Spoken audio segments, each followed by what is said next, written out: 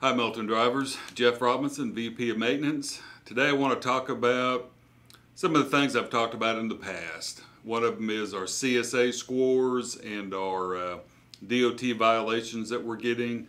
We really need to start focusing a little bit more on those. We look at that daily, and I have several guys reaching out to those that have gotten some mechanical violations and some points against them. And honestly guys, some of them are pretty basic stuff. Lights that have gone out, brakes out of adjustment, audible air leaks is probably one of the biggest things. So please, during your pre-trips and your post-trips and during the day when you stop and check your load like you're supposed to, if you run into a problem, call and let us know before you go across the scale house and get the DOT violation set in place. That's really going to impact the company's score. And it's really going to impact you guys, because if they put us in a mandatory inspection, every time we go across the scale house, we're going to get looked at. So please, we're here to help. I know you guys have a tough job and you're staying busy, which is good. But if you got problems, let us know. We're here to get those things fixed for you. The summertime heat is coming on us very quick. I know it's already hot down the south in Texas, and out west it's well over 100 degrees in some areas. So those of you that do not have an APU on them and you idle your truck a lot, please bump the idle speed up to about 800 RPM. It's really necessary to do that so we can build heat through the exhaust system. The truck can do its regens and all that type of stuff.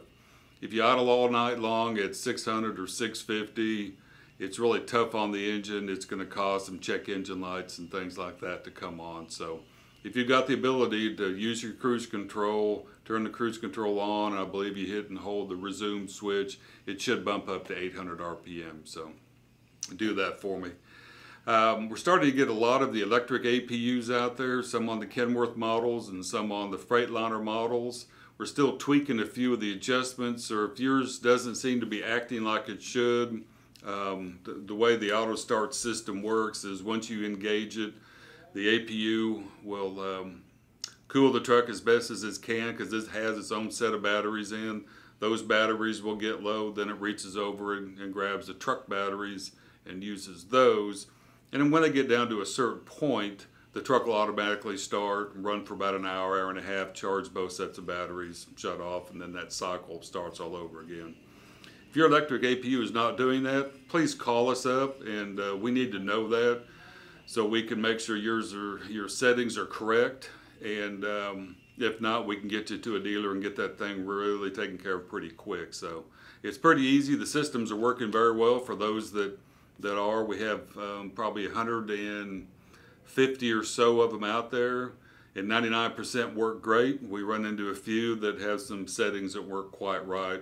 Doesn't take very long to fix those things. So anyway, with all that said, I hope you guys are staying safe, staying healthy. If you got any problems, please call Outside Repair. Please call myself or Jason. We're here to help. So drive safe and be careful. Thank you.